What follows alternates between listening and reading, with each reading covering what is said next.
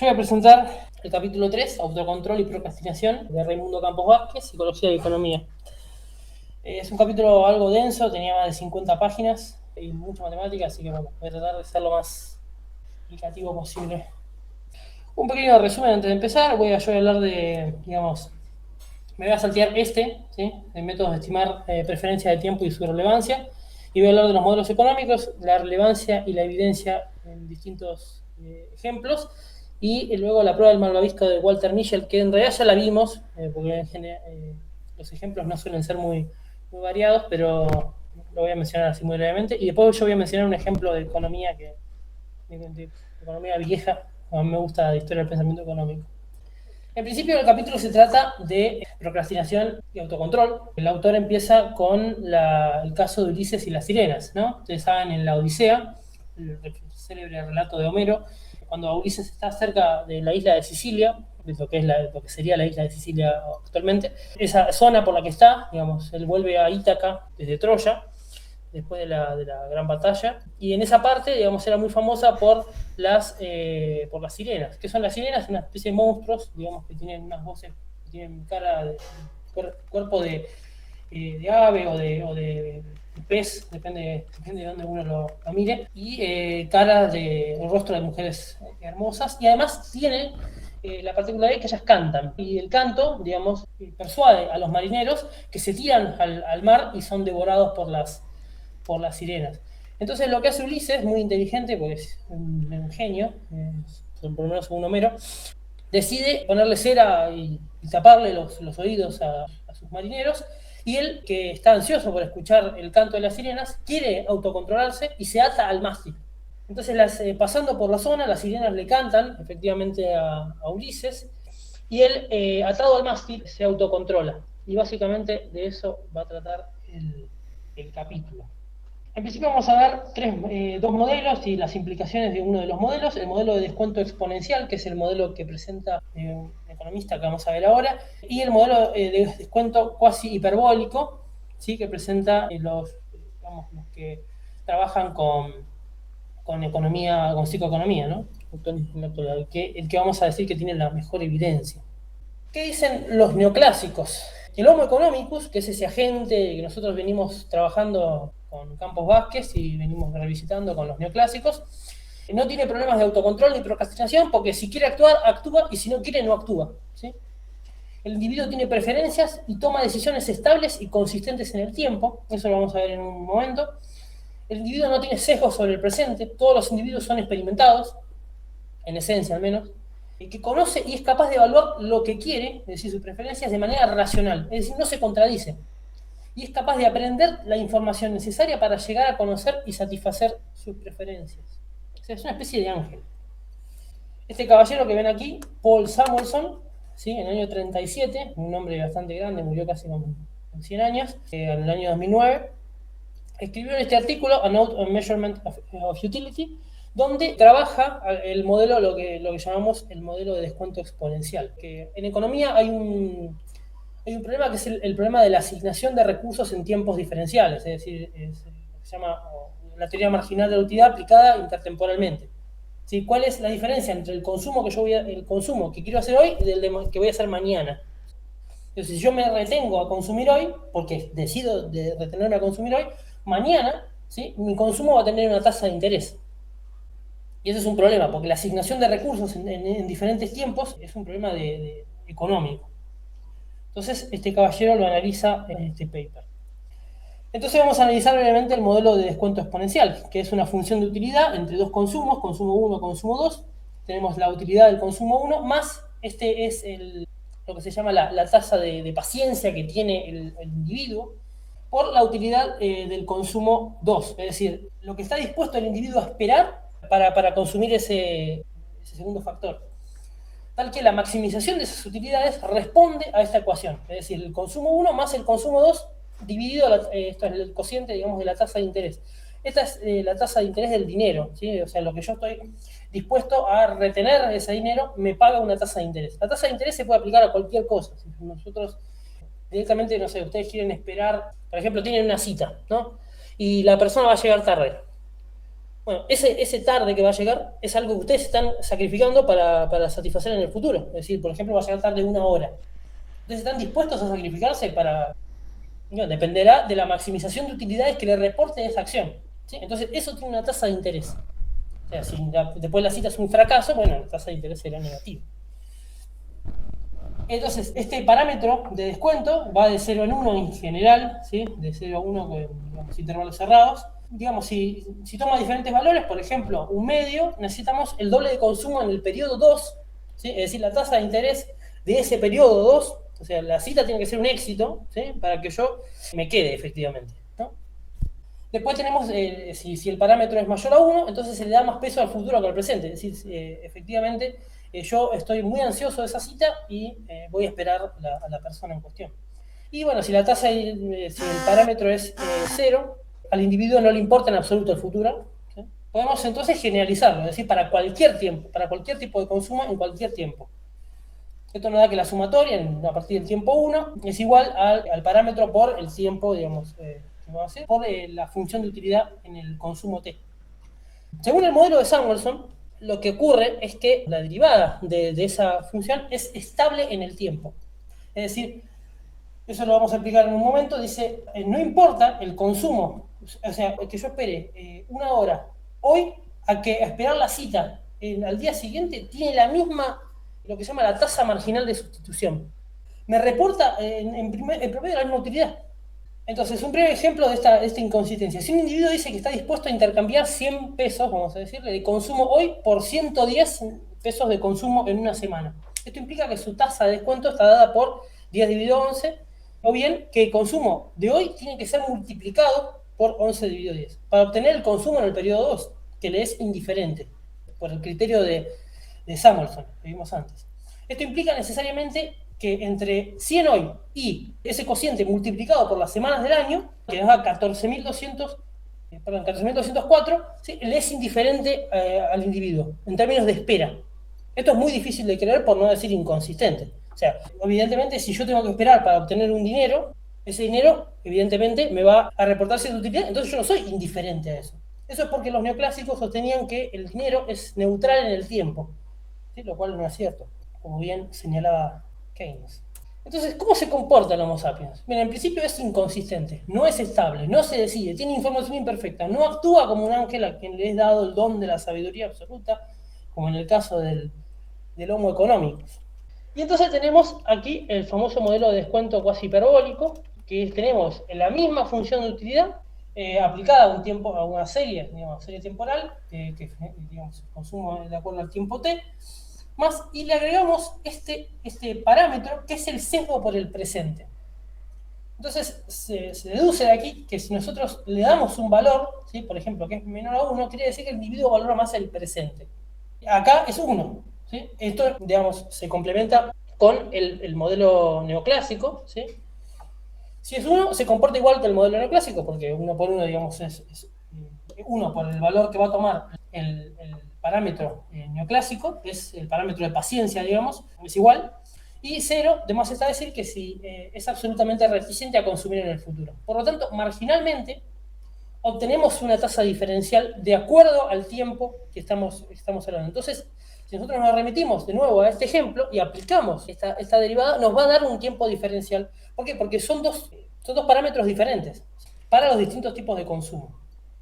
Aquí vemos básicamente, ¿sí? El exponencial, que esto tiene efectivamente una curva exponencial. Exponencial es porque la incógnita, ¿sí? Está en el exponente. ¿Sí? Cuando uno hace una potencia, la incógnita está en el exponente, por eso, como acá, ¿no? Aquí. Entonces, vemos la diferencia entre el cuasi hiperbólico y el exponencial. Es decir, el exponencial es continuo, es consistente, es estable en el tiempo, mientras que el cuasi hiperbólico, dependiendo de los valores que tome el factor de descuento, ¿sí? El descuento, pues, digamos, el sesgo por el presente, va a dar valores diferentes. Por ende, las decisiones que va a tomar el individuo van a ser diferentes respecto del tiempo. ¿Sí? Bien, tiene algunas implicaciones el modelo, porque cuando hablamos de esto no decimos si el individuo tiene conocimiento acerca de sus sesgos. Es decir, si es ingenuo respecto de sus preferencias inconsistentes en el tiempo. ¿Sí? O sea, si yo sé que tengo que preparar un parcial, ¿no? Pero no sé que soy inconsistente en el tiempo. Entonces, digo que voy a prepararlo mañana y no lo preparo mañana. ¿Sí? Lo preparo un día antes al parcial. Bueno, esa ingenuidad que yo tengo respecto al conocimiento, ¿sí? Me trae serios problemas. Entonces ahí aplica el modelo, porque yo no tomo la decisión cuando llega el momento. ¿Sí? Por otro lado, tenemos al individuo que sabe que tiene preferencias intertemporales hiperbólicas, es decir, que sabe que es inconsistente en el tiempo, es decir, sabe que procrastina, sabe que no tiene autocontrol. Y por último, el que es parcialmente ingenuo, ya que subestima o sobreestima el grado de sesgo de presente. Acá tenemos un pequeño cuadrito donde se ve básicamente el ejemplo de un individuo, ¿no? Si tomamos el caso del parámetro toma estos valores y agarramos esa función, esa ecuación que vimos antes y la medimos en diferentes periodos y vemos la utilidad que nos reporta. Ven, los neoclásicos, entre más se espera, digamos, la consistencia es la misma, ¿sí? La utilidad es consistente en el tiempo, mientras que en los modelos hiperbólicos cambia. Vamos a ver un poco la relevancia y la evidencia empírica en diferentes efectos, ¿sí? Por ejemplo, las tareas, asistir al gimnasio, adicciones, y el autocontrol como recurso limitado y su comparecencia con el trabajo. Bueno, según estos dos autores, Dan Ariely es un autorazo muy importante en el ámbito de la psicoeconomía y escribió junto a Bertrand Broch en 2002. Se hizo básicamente este paper en el cual se preguntaban tres cosas, ¿no? Si las personas desean autolimitarse para evitar la procrastinación, estas autolimitaciones ayudan a mejorar la calidad de la tarea y si estas autolimitaciones son diseñadas de forma óptima. Bien, diseñaron dos estudios experimentales sobre la base de tareas. En el primer estudio el profesor decidía la fecha en el grupo de control. Por otro lado, el grupo de tratamiento podía seleccionar las fechas.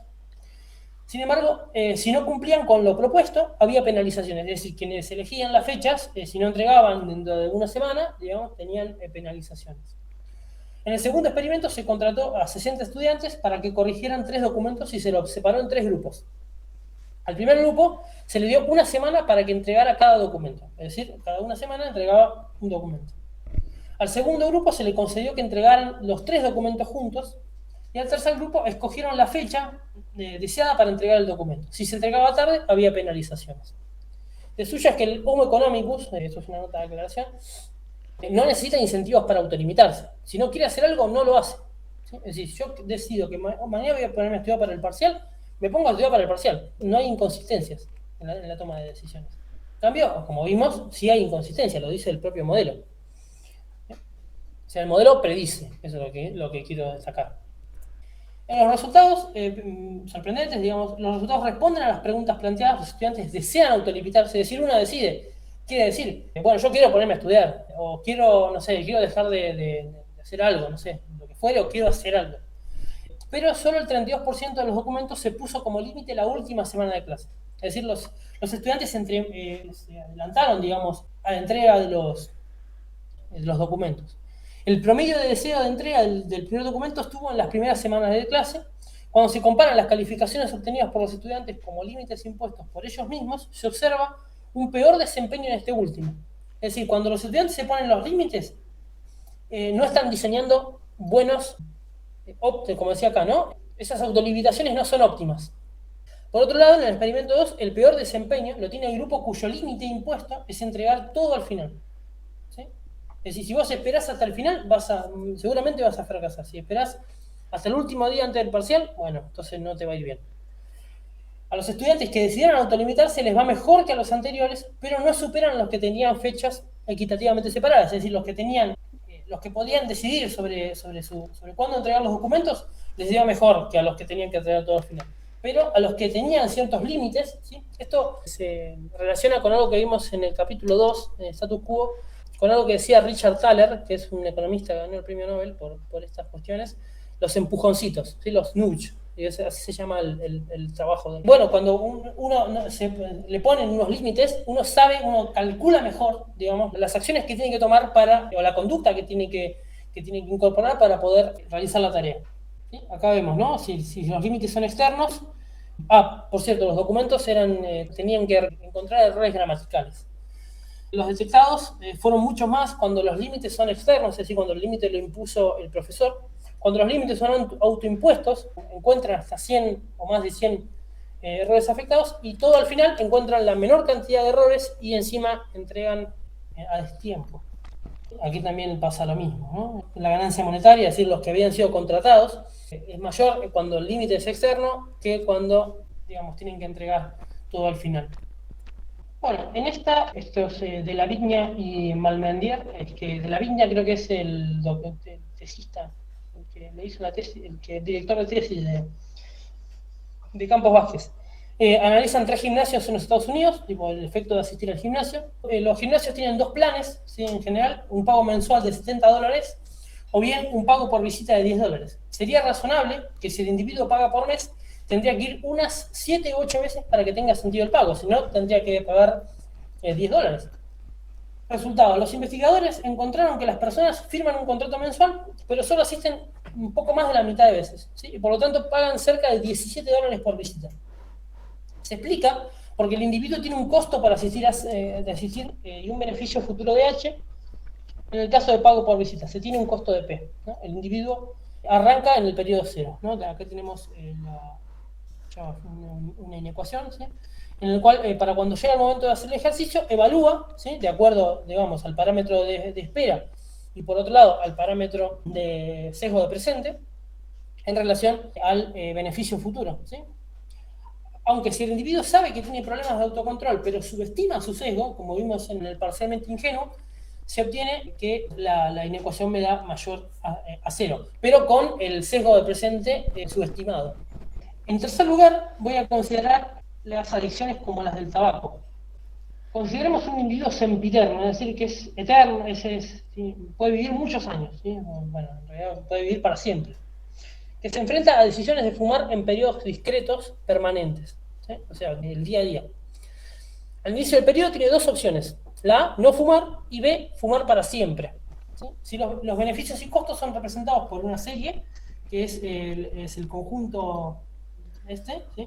Y en B, o sea, fumar para siempre, por el conjunto ¿no? Donde N representa el beneficio de no fumar en cada periodo, que es siempre constante, porque lo que no puede ser, lo que no es, no puede llegar a ser, y F representa el beneficio de fumar en el primer periodo, porque acuérdense que la utilidad marginal es decreciente, es decir, yo consumo 1 kilo de helado, ¿sí? Y el segundo kilo de helado me representa, si yo consumo otro kilo de helado, me representa marginalmente menos utilidad. Y en periodos posteriores el beneficio, por lo tanto, es G.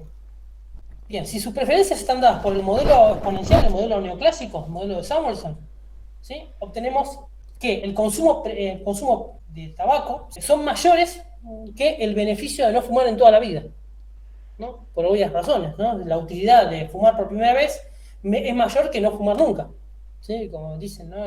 Por eso está el famoso ese, no sé si sea un mito, porque yo nunca compré drogas, pero cuando uno va la primera vez, la primera es gratis. ¿Por qué la primera es gratis? Sí, porque evidentemente el beneficio que te presenta la primera venta es mayor que el que te va a presentar después y mayor que el de no consumir. Entonces, ahí obtiene un beneficio exponencial. Entonces, bueno, se concluye a través del modelo exponencial que los beneficios netos de fumar en el primer periodo son mayores que el beneficio de no fumar toda la vida. Si el individuo tiene preferencias con descuento hiperbólico y decide dejar de fumar, las preferencias, ¿sí?, intertemporales, digamos, el individuo decide experimentar en el periodo 1 y se propone dejar fumar en el periodo 2, pero no lo logra porque ese periodo, porque tiene un sesgo sobre el presente, algo que no reconocen los neoclásicos. Es decir, para los neoclásicos, dejar de fumar en el momento siguiente es fácil porque es un individuo racional. Si el individuo dice, yo no quiero fumar más, no fumo más y se terminó. Sin embargo, eso no pasa porque los individuos tienen un sesgo sobre el presente. Cuando tenemos al homo económico, solo caben respuestas por externalidades. Bueno, yo expliqué la vez pasada que externalidades significa... Hay 2 formas de entender la forma en la cual inciden los impuestos, ¿sí? O inciden en general. Hay 2 formas en general de explicar cosas en economía. Una es por externalidades, es decir, por cosas que vienen de afuera. Si, por ejemplo, no sé, sus padres quieren que se muden de la casa y les dan plata para que se muden, ¿sí? Bueno, esa plata que les dan para que se muden es una externalidad, es algo que emerge de algo de afuera, o sea, ustedes no lo deciden.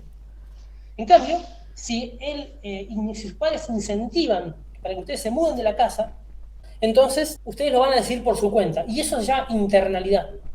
Entonces, el modelo hiperbólico permite tener impuestos para resolver internalidades, es decir, impuestos que ayuden a fumadores a dejar de fumar. ¿Sí? En este artículo de Gruber y Kosegi explican que un mayor impuesto a los cigarrillos eleva la utilidad de los fumadores con tasa de descuento hiperbólica. Con el impuesto son capaces de dejar de fumar con mayor probabilidad. Por otro lado, se tiene el supuesto, ¿sí?, por así decirlo, que los fumadores procrastinan. Por ende, la tasa de descuento es diferente entre fumadores y no fumadores. Hace falta analizar la evidencia empírica para saber qué tan cierto es ese supuesto. Esto me gusta porque son muy realistas. Milton Friedman, un economista, decía que no importa los supuestos pueden ser lo más irreales posible, como el psicoanálisis, ¿no? Puede ser, no sé, cualquier cosa, ¿sí? Pueden ser homunculares, no importa, pero lo importante es que prediga. O sea, el individuo se comporta como yo digo, bueno, listo, se termina, no importa que la teoría no sea inconsistente, no importa eso, lo importante es que prediga. ¿Sí? Eso se llama instrumentalismo metodológico.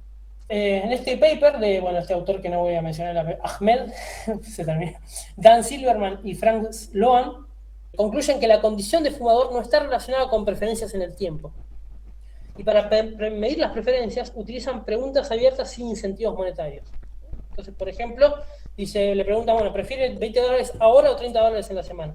Cuando se analizan las respuestas, según la condición de fumador, no hay ninguna relación entre el tiempo y la condición de fumador. Después, Giné, Carlan y Sinman estudiaron si los fumadores demandarían un producto con el que se pudieran comprometer a no fumar y si con ese producto cumplían las metas establecidas. ¿Sí? Diseñaron un experimento en Filipinas en el que a los trabajadores se les ofrecía un programa en el que podían ahorrar por 6 meses. Se les hacía una prueba de orina para saber si tenían rastro de tabaco, y si no tenían rastro de tabaco se les regresaba el ahorro, y si había, se donaba el dinero a caridad. De los trabajadores invitados al programa, el 11% aceptaron, ahorraron aproximadamente un 20% de su ingreso mensual, y se analizó 2 veces la orina, a los 6 meses y a los 12 meses, pero este último sin avisarles. El programa tuvo éxito, causó una disminución en aproximadamente 4,6% puntos porcentuales. Sin embargo, el 66% de los trabajadores tuvieron que donar su dinero. Es decir, ahí claramente, hay un sesgo sobre el presente. O sea, simplemente los fumadores estaban incentivados por el programa, pero una vez que dejaron de pertenecer al programa, volvieron a fumar en un 66% de los casos. Como ven, muestran que el autocontrol es como un músculo. El autocontrol, como cualquier otra cosa, es un recurso limitado, ¿sí? Por ejemplo, como el caso del sistema 2, ¿sí? Es algo que no podemos usar todo el tiempo, no podemos estar alerta todo el tiempo. Si estamos alerta todo el tiempo, no sirve, ¿sí? Deja de tener su funcionalidad porque lo que caracteriza al sistema 2 es la espera, ¿sí? Es la paciencia, el análisis minucioso. Estas investigaciones muestran que el autocontrol es como un músculo que requiere ser entrenado. Se cansa, necesita reponerse, etc. Si utilizamos mucho autocontrol para una actividad, quedamos más propensos a no tener autocontrol para una actividad inmediata, ¿sí? Por eso el caso del sesgo de confirmación que mencionaba Iván y que mencionó Micaela la vez pasada, ¿sí? Si uno está muy cansado, evidentemente va a tener menos control sobre sus decisiones, ¿sí? Sobre todo, por ejemplo, cuando uno está a punto de dormir o cosas por el estilo, en general tiende a tomar decisiones apresuradas. En esta investigación se desea analizar el efecto del agotamiento del autocontrol en Voss y Heatherton en una actividad con la fuerza de autocontrol en otra actividad posterior. Se testeó a personas que estaban de dieta y personas que no. Se hicieron 2 experimentos, ¿no? La primera parte del experimento consiste en mostrarles un video a personas que están a dieta. Se le coloca comida, dulces particularmente, a diferentes distancias para medir la tentación. Si no es lo mismo que te pongan 1 kilo de helado de chocolate en 1 metro, si uno lo puede agarrar, que a 6 metros. ¿No? Y se les daba mensajes de forma aleatoria. Por ejemplo, no comas o podés comer. El mensaje se utiliza para cansar el autocontrol. La segunda parte consiste en medir el autocontrol. Después de ver el video, se lo lleva a una cuarta parte, donde se les muestra una serie de preguntas generales, mientras se les muestra el helado. Esto se hace individualmente, lo otro se hace la primera parte se hace grupal. El experimentador les dice, tomá todo lo que quieras, tenemos un montón en congelador. O sea, se les muestra helado, perdón. Los investigadores pesan el helado antes de presentarse y después de haber terminado de contestar las preguntas, así saben exactamente cuánto se consumió. Bueno, en caso de que el mensaje sea no comas, la tentación baja y la tentación alta muestran más o menos ser homogéneos, ¿sí? En términos de la cantidad de gramos consumidos. Sin embargo, una vez que se les dice que pueden tomar la comida, cuando la tentación es alta, se dispara, el consumo de helado, en el primer caso. Y en el segundo caso, ¿sí? La manipulación del cansancio, o sea, la medición del autocontrol, cuando no tienen restricción, consumen menos, y cuando tienen restricción, consumen más. Después, Ackerman y otros, Goldstein, Shapiro, Barr, los experimentos se diseñaron, digamos, para medir el efecto que tiene una persona al simular el autocontrol de otra, ¿sí? Tipo neuronas espejo, o algo así. El estudio se hace interpersonalmente y aplica 2 experimentos a cada persona, a cada par de personas. El primer grupo es sobre un mesero que tiene mucha hambre, pero no puede comer la comida del restaurante. Y en la del segundo aparece el mesero, pero realizando sus labores normales, sin mencionar el esfuerzo por autocontrolarse. O sea, en una el mesero les da el mensaje, en el otro no. Además, cada grupo se dividió aleatoriamente a la mitad. A unas de ellas se les dio la siguiente instrucción: ponete en el lugar del mesero, y a las otras no se les dijo nada. Entonces se tuvo desde un grupo que se ponía en el lugar del mesero y se autocontrolaba, hasta un grupo que no se ponía en el lugar de nadie más y sabía que de un mesero que actuaba normalmente. Si la teoría de similitud es correcta, esperaríamos que los individuos puestos en el lugar del mesero esforzándose por no comer sufrieran un agotamiento de su autocontrol. Es decir, sentirían culpa por estar comiendo. Por lo tanto, esperaríamos también que en una segunda etapa del experimento, donde se midiera el autocontrol, esas personas resultaran peor evaluadas. Ackerman mide el autocontrol en la segunda etapa, con el número de palabras escritas por los participantes. A los sujetos se les da una lista de palabras y se les pide que con las mismas letras escriban otras nuevas. Si la asignación es aleatoria, entonces los grupos en promedio tienen el mismo desempeño. Pero si alguno de los grupos está fatigado mentalmente por el autocontrol, entonces esto podría ser un determinante para el desempeño. Básicamente. ¿Sí? Como acá vemos, ¿no? No hay instrucción, el mesero normal, el mesero autocontrolado, ¿sí? Más o menos se escriben más o menos homogéneo, entre 2 y 2,5 palabras. Pero ponte en el lugar del mesero, en el mesero normal, escriben 2,5, pues no están cansados, pero el mesero autocontrolado escriben menos palabras, ¿sí? Porque están más cansados. Por anteúltimo, digamos, Kaur, Kremer y Mulainathan analizan a trabajadores que tienen problemas de autocontrol en su desempeño diario y si están dispuestos a autocontrolarse y elevar la productividad. Las intervenciones establecen aleatoriamente 3 días de pago, los cuales son fijos para cada persona a lo largo del experimento. Esta información sirve para saber si la productividad se eleva al día de pago o conforme se acerca al día de pago. Se varía aleatoriamente cómo pagarles a los trabajadores. Unos reciben unos pagos por unidad, a los demás se les permite, elegir entre un pago por unidad y un contrato con condiciones mínimas de productividad. Esta opción, además, varía el momento del pago, es decir, no es lo mismo que te paguen el día anterior a tomar la decisión de aumentar la productividad a que te paguen después, ¿sí? Según el modelo neoclásico es indistinto, como vimos en el statu quo. O sea, resultados, ¿no? Los trabajadores elevan sus ganancias por productividad en un 7% cuando es el día de pago en comparación con el día siguiente. Esto implica que los trabajadores procrastinan sus decisiones de productividad y no tienen una productividad constante. En segundo lugar, cuando los trabajadores tienen la opción de escoger un compromiso de producción, el 35% deciden comprometerse con elevar la productividad. Bueno, comentarios finales de esta segunda parte, ¿sí? Ryan, Carlan y Nelson analizan la literatura que hay sobre herramientas para comprometerse con una decisión. Esta decisión puede devenir en dejar una adicción, en aumentar los ahorros o en elevar la productividad del trabajo. La inconsistencia temporal de los individuos puede generar trampas de pobreza, ¿sí? Esto es algo que los neoclásicos pusieron muy en duda, la idea de que los pobres son pobres.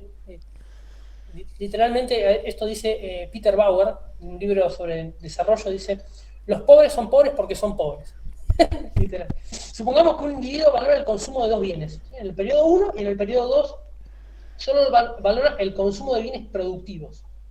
Sin embargo, cuando llega al periodo 2 también valora los 2 bienes. Es decir, esto va contra el preconcepto de transitividad de las valoraciones, ¿sí? Si suponemos que los individuos en pobreza gastan un porcentaje mayor de su ingreso en bienes improductivos que los individuos más ricos, esta dinámica puede generar una trampa de pobreza.